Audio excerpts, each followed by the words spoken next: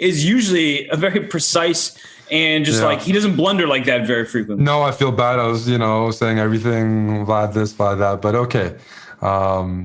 He'll recover. As you mentioned, he doesn't seem like he doesn't seem too bothered by that, but that was very sloppy. Maybe he learned something from Hikaru yesterday, that it's okay to lose your first 2 games, and one of them by mouse slip. In this case, was by just a horrendous blunder, and then still go on to win a match. But that is a really bad start for Vladislav Artemiev because, he was doing fine all game. He slightly preferred his position, and then all of a sudden, with one move, he throws it all away.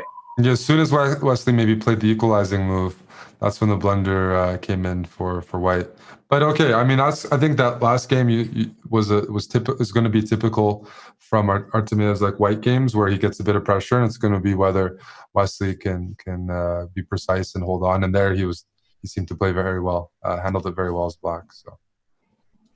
Well, he loves these Caro-Kanns from the Black side, Artemiev does. And for Wesley he's playing into the Caro-Kann, which I'm sure he prepared for this match. He usually does. He takes these very seriously, and he loves chess.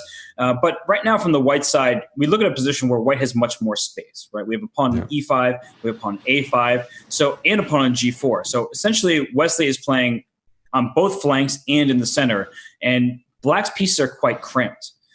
I think that, Eric, a lot of players are tempted to take on H6, being, I'm going to double my opponent's pawns and give them a potentially weak king, but it's often not the right move because the knight can't go anywhere. So your bishop doesn't need to capture it just yet. You can kind of wait on that knight to figure out what it wants to do. No, that's definitely the case. And when you give up your dark square bishop, Black can undermine usually this E5 pawn with F6 a little more comfortably. Yeah. But F5 is super aggressive. I'm a little confused. Okay, there's definitely tactics here. G5? He's going to take on F3. Aha. Let's analyze that a little bit. Take on F3 and take on G5 and get a bit of... I see the compensation, but it's still nice to look at. Yeah, so we'll analyze this here with the G5 pawn hanging. And what do you make of this situation where you get a rook for a piece and a pawn, but the king on G1 is a bit exposed, or the pawn on E6 is always one of those backward pawns that might not be so happy either? Yeah, I think in Blitz, I mean, that position looks like there's a lot of competition for Black. King is safe. You get some long-term pressure. I think that would be an example where you can definitely give up the material without, too much risk. Yeah. You're not anywhere close to an end game. There's going to be some pressure against White's king. So.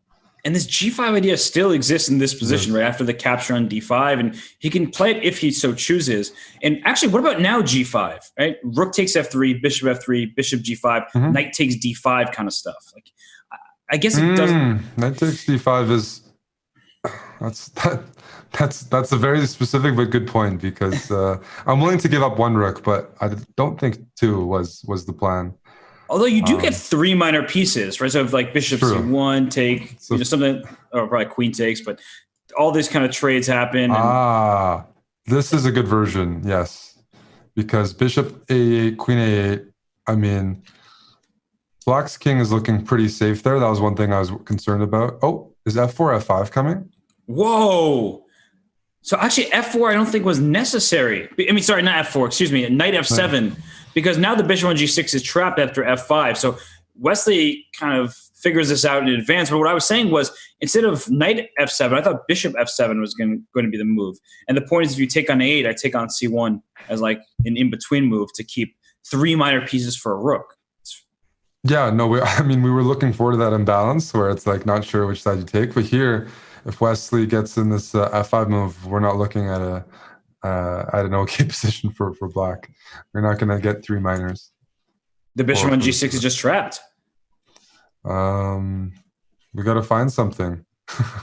All right. So maybe a light square blockade. Can you do something like that where you're down in the exchange? We have it's like I'm looking at like knight F6 here, and just bishop F6. Yeah, I guess knight F6. The rook on A8 still hanging too, so you just snap that one off the board. Then the bishop on G5, and so now you could take on A8, take on G6, and you only have 2 exchanges as Black, but this white king, right? There is something to. Well, yeah. The problem is the knights have moved backwards a little bit. So let's say bishop A8, queen A8. You take on G6.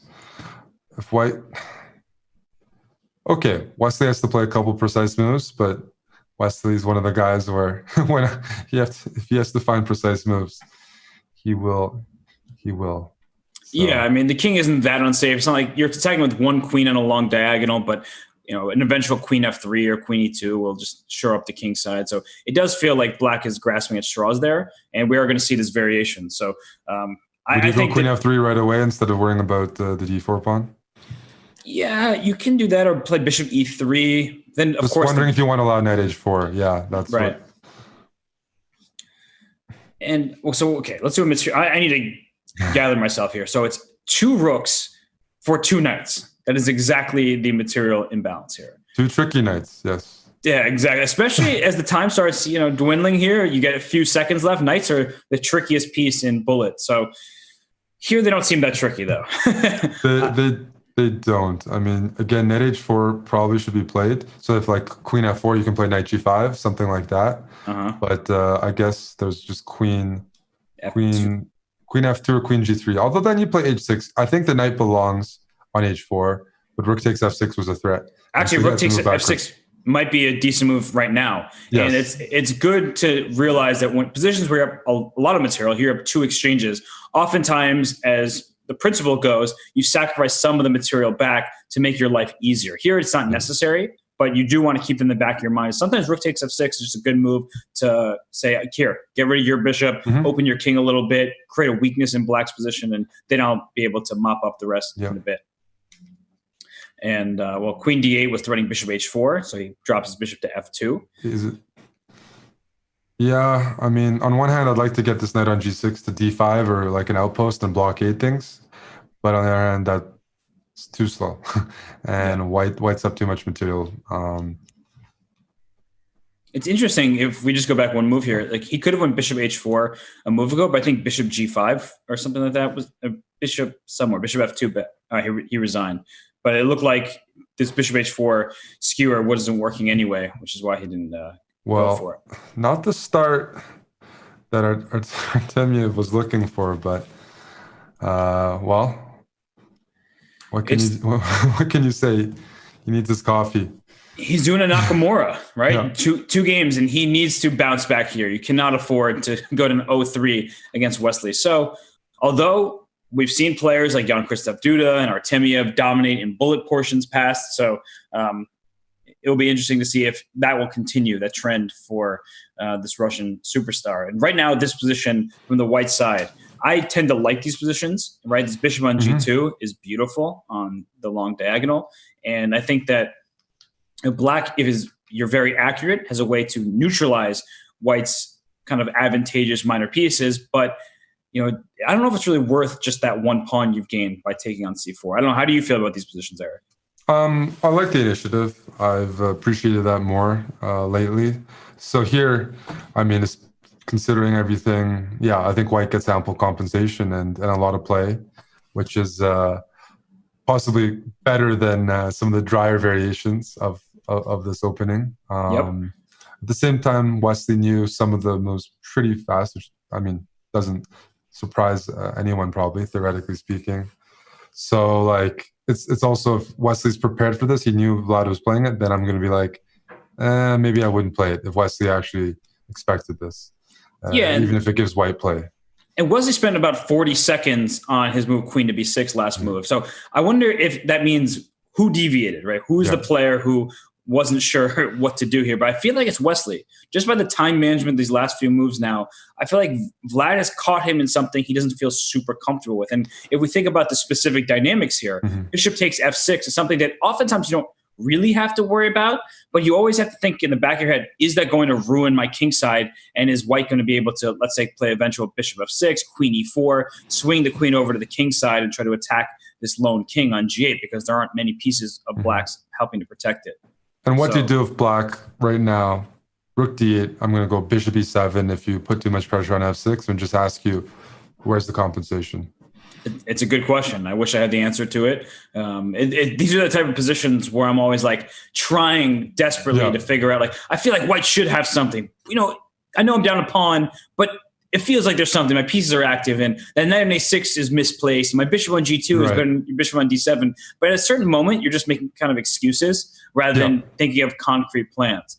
And that actually often is the downfall of players in these type of positions. And right now in particular, he goes knight e4, trying to make use of the pin on the knight f6, bishop e7, as you point out, of course, is the natural retreat. So the c4 pawn is captured.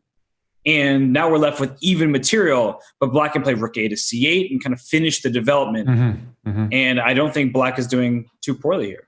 No, unless you have an accident on, let's say, b7, where white's bishop finds an entry point. That Wesley gets the queens off, not too much damage. Although, again, b7, maybe this b7 problem, like this a file plus the bishop on g2, we do have some immediate threats right now that you still have to solve.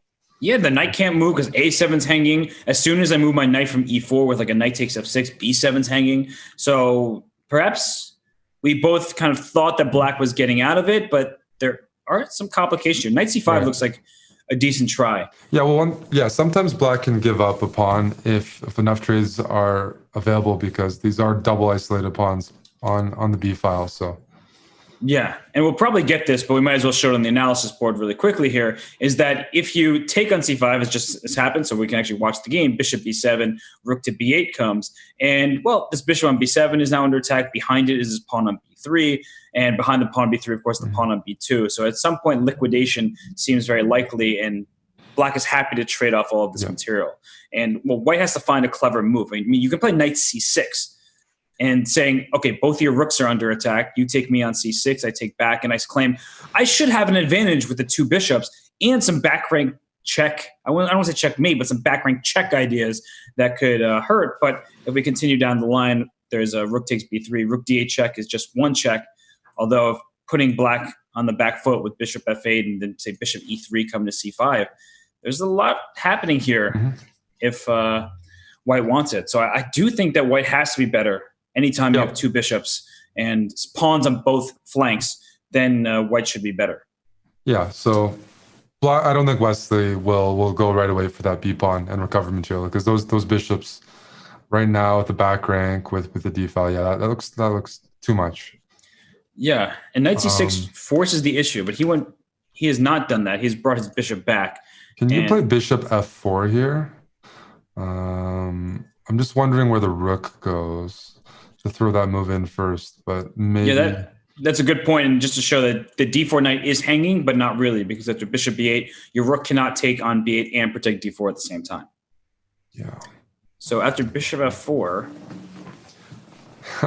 Yeah, trying to harass those bishops. Maybe something like rook b. I'm looking at some weird moves here. Yeah, rook b6 runs right into bishop. Oh, well, rook b6, bishop c7, then rook takes d4 kind of stuff. I'm trying to, but could be dubious. Looks interesting to me. However, he's sinking a lot of time into this position. I spent 55 seconds on bishop g2, and Wesley's built up almost a 2-minute time advantage here. So despite being up a pawn, you got to watch out a little bit, despite the increment. Well, he actually just pretty directly, he's attempting to transpose into that position we were talking about if he had played knight c6 immediately. So he put his bishop back and then played knight c6. So if you take on d1 here, we're going to see a trade on d1. Rook takes b3 is a possibility here. But rook d8, pins on the back rank are never fun for black. So rook b3, rook d8, king f8. It's an unpleasant pin, but where's the follow-up? Maybe knight a5 and then bishop c6. Like we have the analysis, so like rook d8, king f8, knight a5 coming with bishop c6, putting pressure on this pinned bishop. Maybe you have rook b5 and the points after bishop c6, rook a5. It looks like it's going to be a mate on e8, but after bishop f6, g takes, my king runs to g7. It's like... Yeah, no, the king definitely escapes in that line by hair on his chinny chin chin, but it works. I mean, Wesley played it pretty much immediately that something about this, he's confident he's going to hold the pin. And oh, this is a smart move order, because now after knight a5... Because rook takes e8, right? Yeah, exactly. Rook b5 fails, so rook takes e8 check, and the bishop comes and... And if bishop b6, rook e8, in every variation, rook e8 check. That's really nice. So what about now? Rook takes b2. Bishop c6, rook takes e2. Just go for all the pawns? That's a lot of pawns. Yeah, I'm into that. In fact, that looks fine for black. Yeah, you get 3 pawns. You get 3 pawns, and your king is usually safe when you have these double pawns and the wrong bishop for white. Well, you've called it because that's exactly what's happening. Bishop b6 or bishop. He's looking for a Wesley move right now. You know, he's not gonna take on f2 yet. But this looks very comfortable for black. You know Wesley. I mean, look at you, bishop b6. He just beats me every year in the PCL. You're like, how does he do it against me? He plays moves like bishop to b6, a very calm move. And because rook takes f2 is a lot more effective, right? You want that discovery. It forces white's king to go to h1, which is, well, the wrong way, especially when you got a f and e pawn that can run down the board in the future. So rook e7 is the one thing to watch out for. But this must be really good for black.